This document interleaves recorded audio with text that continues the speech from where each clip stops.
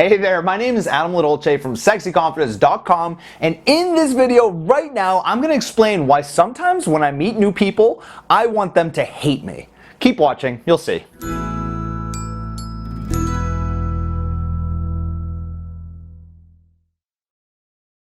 Now the other night I was out with a group of friends and there was this girl there. She's from New York City and would not stop talking about how awesome Manhattan was. Oh my god, Manhattan is like the best city in the world. Now for starters, I want to say this to all my fans who are from New York City. I love Manhattan and I even lived there for a short period of time. But I personally hate douchey people who think their city is better than everyone else's city.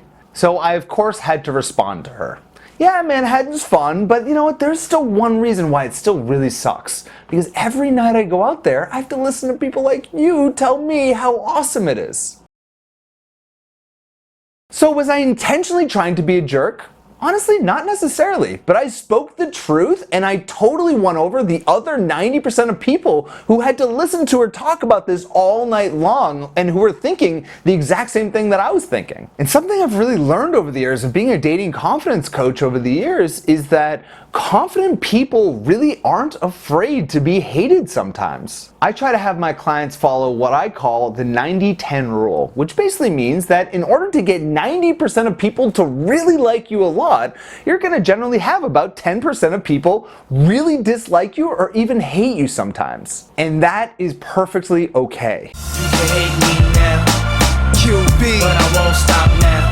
So please, let me explain this concept a little bit further. When you meet someone for the first time, statistically, with anywhere from 15 seconds to 15 minutes, they are drawing one of three conclusions about you. That person will either like you, they won't like you, or they are indifferent towards you. Now, as a dating coach, you would think that I would work with a lot of very mean-spirited people who need to be just nicer to people in general. Quite the contrary, actually. When I first started coaching everyone, all my clients, I noticed very quickly that everyone was very pleasant, almost too pleasant. And that's because many of my clients are people pleasers. They do everything in their power to make sure that everyone out there likes them because they are terrified of anyone not liking them. So what they end up doing is putting everyone else's thoughts, opinions, and actions ahead of their own. And by acting this way, they're actually achieving a very different result than they think they're achieving. People actually seem to feel very indifferent towards them. No one feels very strongly either way about them. It's called being an indifferent personality. Have you ever met someone and just thought, yeah, she's nice, yeah, she's cool, yeah, okay, I personally believe that meh or indifferent response is one of the worst responses you can get when you meet someone for the first time. So a few key points I'd like you to keep in mind to avoid becoming that indifferent personality. Number one is if you disagree with someone, then go ahead, disagree with them.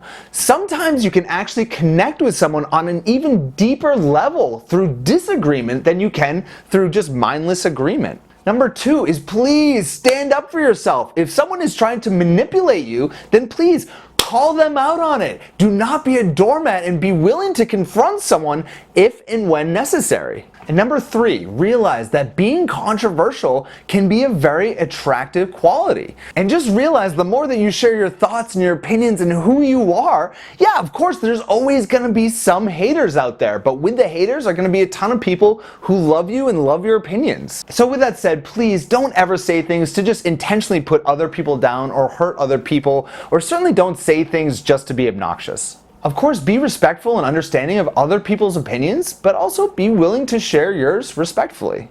And the easiest way to respectfully share your contrarian opinion is through your body language. Do it with a smile and upbeat voice tonality. I totally disagree with you. I totally disagree with you. Notice a little bit of difference there? So get out there, go ahead and find a few haters and stop trying to please everyone on this planet because it's not possible. Oh, and if you're discovering that more than 10% of people are hating you on a regular basis, then you know what? You're probably just an asshole.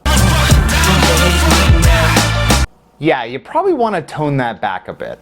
So if you enjoyed this video, please go ahead and give it a like on YouTube. That certainly helps me out a lot. And also don't forget to subscribe on YouTube for more videos just like this. And also, if you haven't had a chance yet, head on over to sexyconfidence.com and take your free 4-part dating training series, where I'm going to teach you step by step how to find that love life that you absolutely love. I'll speak to you soon. Thanks so much.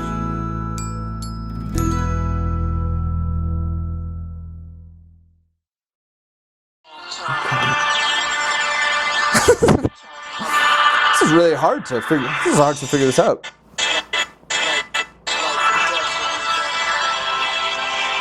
All right. Back now. This is what makes me. This is who I am.